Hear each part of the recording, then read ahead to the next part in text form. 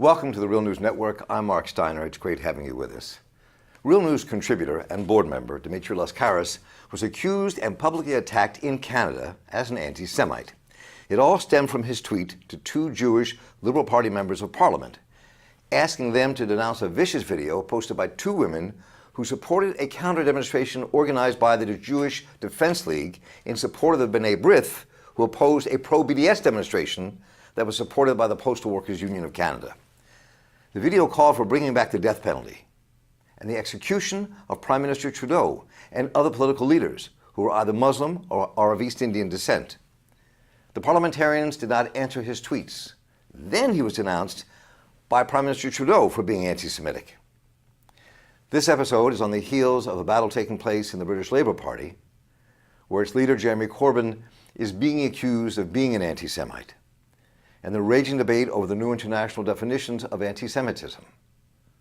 Dimitri Lascaris now joins us from Canada, here as a guest of ours. Hi, Dimitri, good to have you with us. Great to be here, Mark. Thank you. So let's go back to that demonstration and what took place that day. Why did the postal workers call the demonstration in support of Palestinian postal workers and in support of BDS? Talk about the root of that, and then I want to play this short clip of the women that you wrote about in that tweet. But take us back to that day. Why the demonstration? So a few weeks before the demonstration, which happened at the head office of B'Nai Brith in Toronto, B'Nai Brith issued a scathing attack on the Canadian Postal Workers Union, really a very progressive, cutting-edge union in Canada, in so many respects, because they didn't say this, but this is a union that has openly supported the BDS movement. And the particular basis of the attack in that case was that they had expressed solidarity with the Palestinian Postal Services Workers Union, and somebody had posted on the Facebook page of that union an article or a comment that was supportive of someone alleged but not proven by the Israeli authorities to have committed a terrorist attack. And this person, a young Palestinian living in the West Bank, had been killed by Israeli soldiers. And there had never been an independent judicial determination that he had actually been guilty of what was alleged against him, but he was killed. And so they expressed support for him, and immediately B'Nai Brith pounced on this and said that the Canadian Union of Postal Workers had aligned itself with a pro-terrorist union in Palestine. And we in the Palestinian Solidarity Movement here in Canada, which includes many progressive members of the Jewish community, saw that as a transparent attempt to vilify the Canadian Union of Postal Workers because of its support for BDS. So we called for this protest in support of the Canadian Union of Postal Workers on August 29th in Toronto. Question, is it odd for a Canadian labor union to come out publicly like this in support of Palestinians or other international issues? Is that a rarity? No, there have been unions in Quebec that have expressed support for the Palestinian people. Unifor, I'm pretty sure the largest private sector union in Canada, has expressed support for the Palestinian people. And Unifor is who? Unifor, it's frankly, I can't tell you what the acronym right. is, but I do know that it is the largest private sector union in Canada. Okay. And this is quite common amongst the labor movement in Canada for there to be expressions of support for the Palestinian cause for freedom and human rights. And you were at the demonstration yourself, correct? I was actually one of the organizers.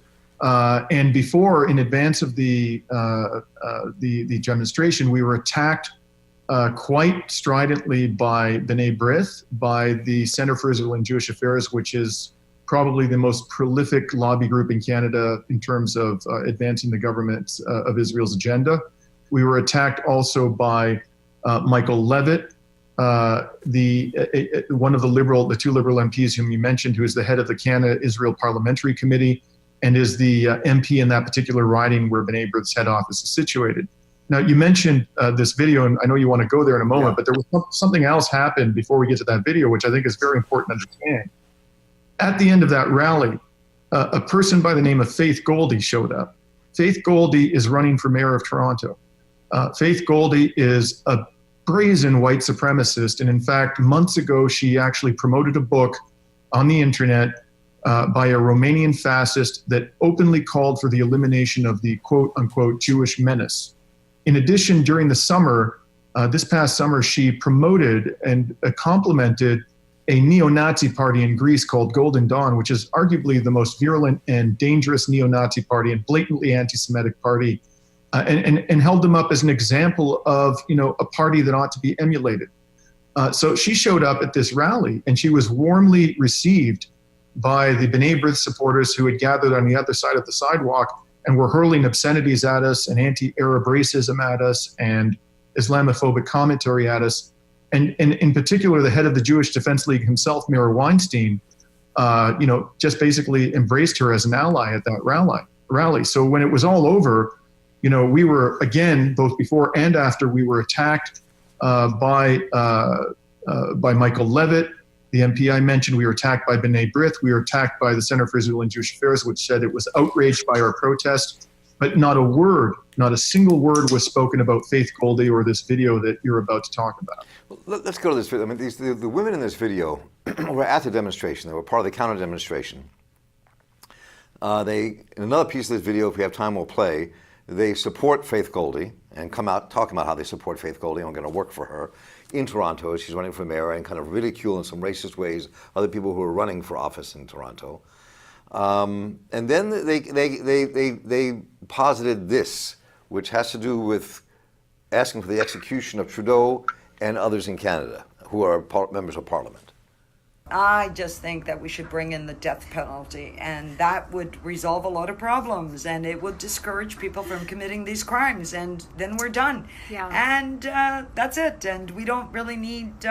Start with some of our politicians. Yeah, wouldn't that be great? Front of the Guilty, traitor. Justin Trudeau, be the first one to go. Oh, I'd love to see him. And Monsef, and Iqra Khalid, and Ahmed Hussein, and Omar Al-Jabra. Oh my God, I can't stop naming them all. Can you name some more? Can you help me? Deportation or the death penalty? And we'll give you your choice. Sing. Also, let's make him sing, as he walks towards the guillotine. Off with his head. The guillotine is quite humane, right? It's quite instant. And for your last words, So let's talk a bit about this. I mean, this video is what inspired you to tweet to the two members of Parliament who are members of the Liberal Party, which is Trudeau's party, who are Jewish and Zionist, and saying that they should distance themselves from what these two women have said. Is that how that took place? The video, which not only called for the death penalty to be imposed upon the Prime Minister and certain Liberal colleagues in the caucus and NDP leader Jagmeet Singh, but which also contained blatant anti-Arab commentary and the appearance of Faith Goldy, that prompted me to call upon these two MPs not because of their ethnicity, has nothing to do with it, is because of their outspoken defense of the state of Israel, which I could spend quite some time talking about. And the fact in particular that Michael Levitt had condemned us both before and after the rally without mentioning them. I not only called upon those two MPs, by the way, I called upon B'Nai Brith and the Center for Israel and Jewish Affairs to condemn them. And not one of them said anything critical about Faith Goldy, about this death wish, about the anti-Arab and Islamophobic commentary of the pro-B'nai Brith protesters. This went on for days of there was days of silence. And finally, this prompted me to say on Twitter, it appears that these two Liberal MPs are more devoted to the state, to Israel's apartheid regime than they are to their own Prime Minister and their Liberal colleagues, because they remain silent in the face of these heinous threats. And, I basically asked myself this question, Mark, what would have happened if those threats had been uttered, that death wish had been uttered by a supporter of Palestinian rights? I have absolutely no doubt, especially one who had attended the rally, the Pro-Cup W rally, I have absolutely no doubt that both those MPs and those two organizations would have unhesitatingly branded that person as a terrorist.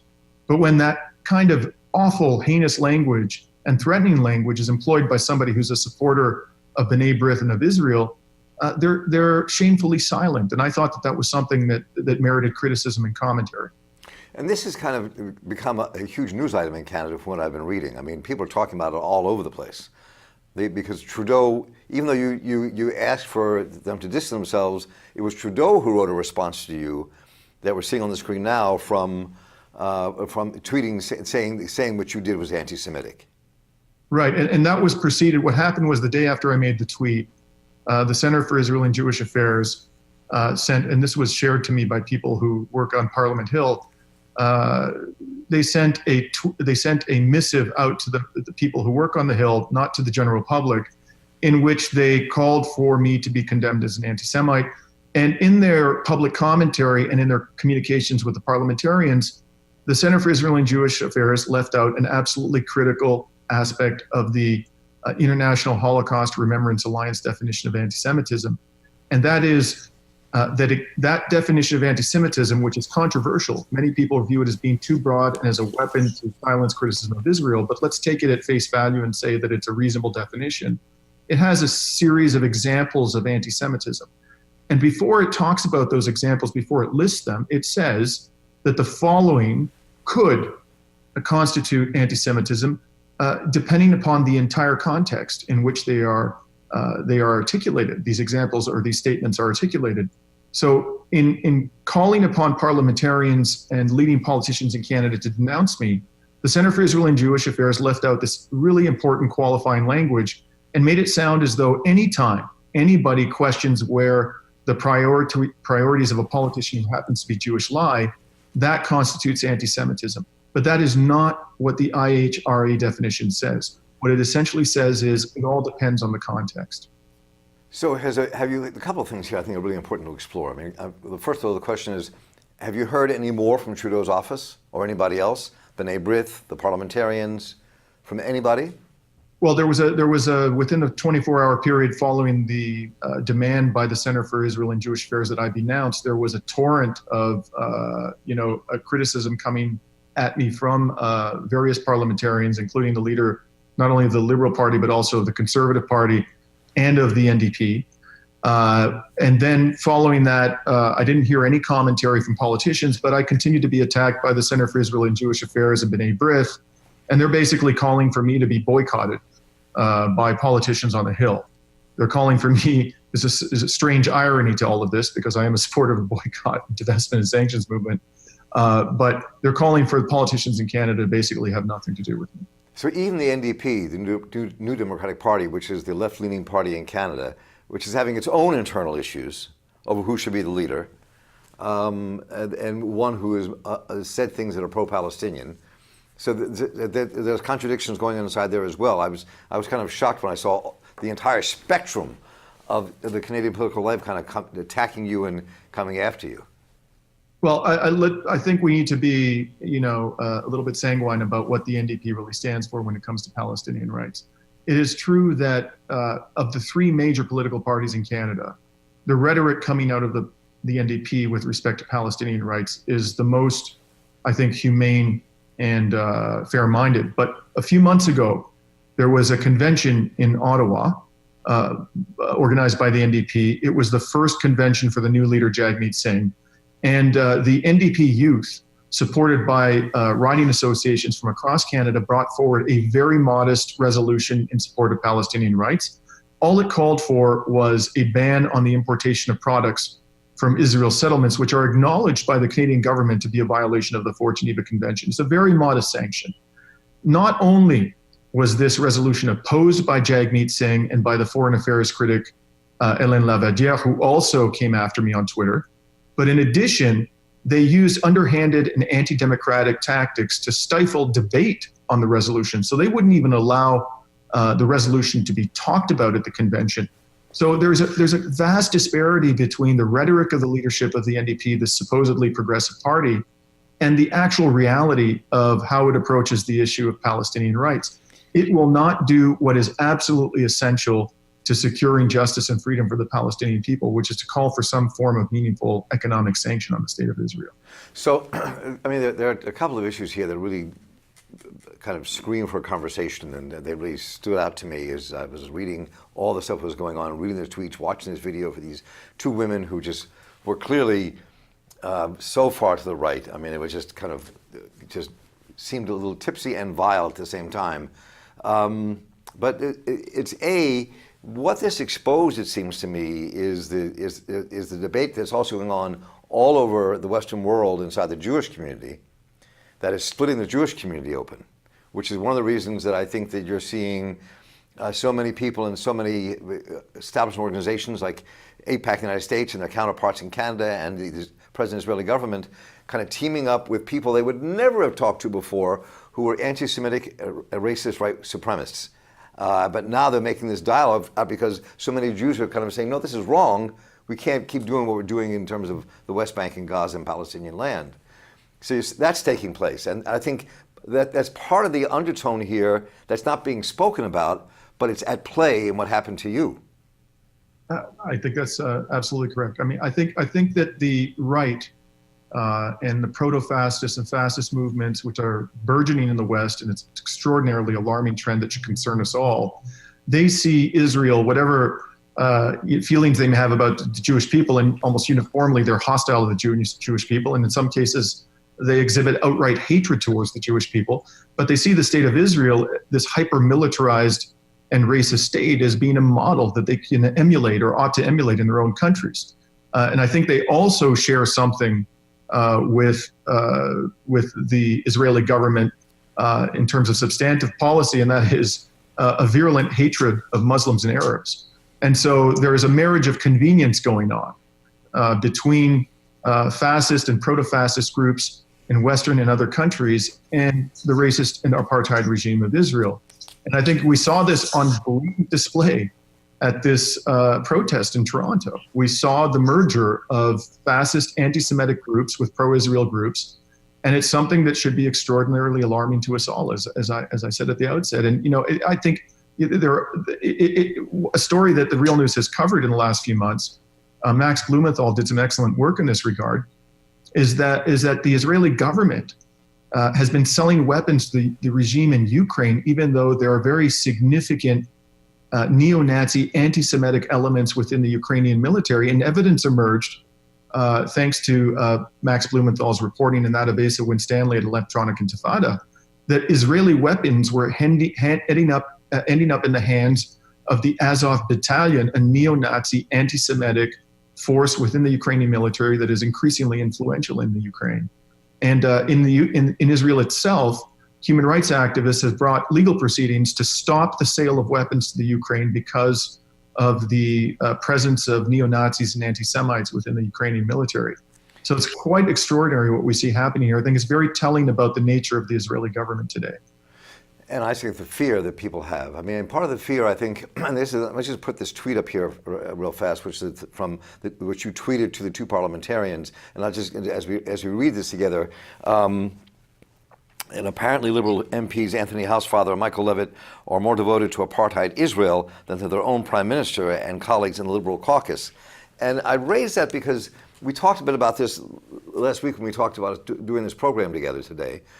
And, for many Jews reading that, whether they are progressive, liberal, radical, left, or to the right, whoever they may be, it kind of something viscerally happens to people when they hear that, because it's like a trope that's been used for centuries to say the Jews have divided loyalties, now go get them. Right, and I readily acknowledge that, Mark. I think that the sensitivity of a lot of members of the Jewish community to that type of a critique is entirely justified because of the historic experience that they've had, because of the horrors that were inflicted upon the Jewish people, because of the ways in which the Jewish people were demonized.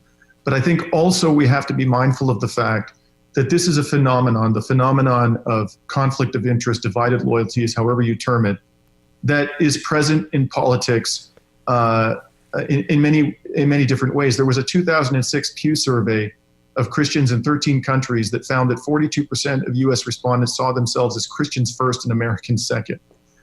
So what is, and a lot of these Christians in the United States, or people who profess to be Christian, of course, espouse values which could easily be argued to be antithetical to Christianity, just as one could very compellingly argue that the Zionist agenda is antithetical to the values of Judaism.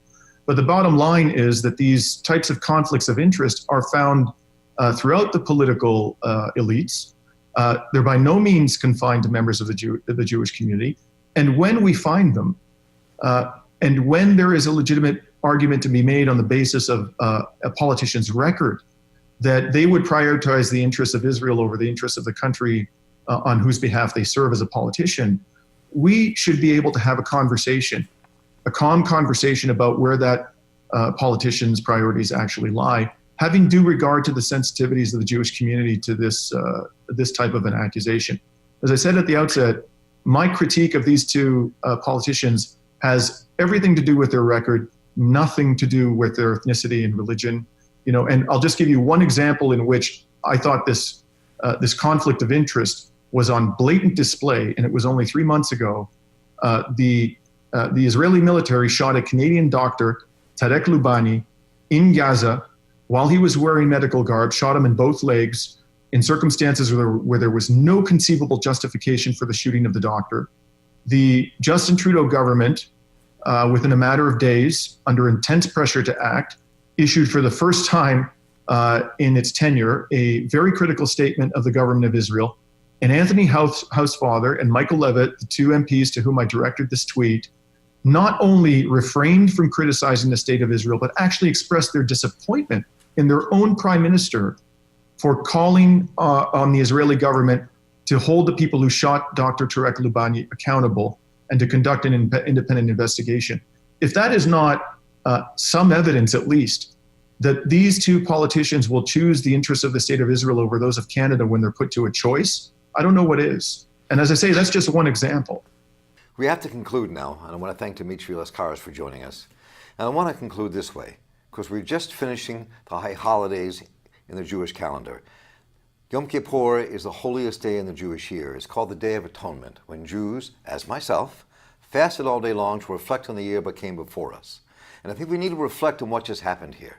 We have to reflect on the fact that the Israeli government and other activists in Canada walked the streets with neo-Nazis and people who hate Jews, and then called out a human rights activist in Canada, Dimitri Lascaris, for being an anti-Semite.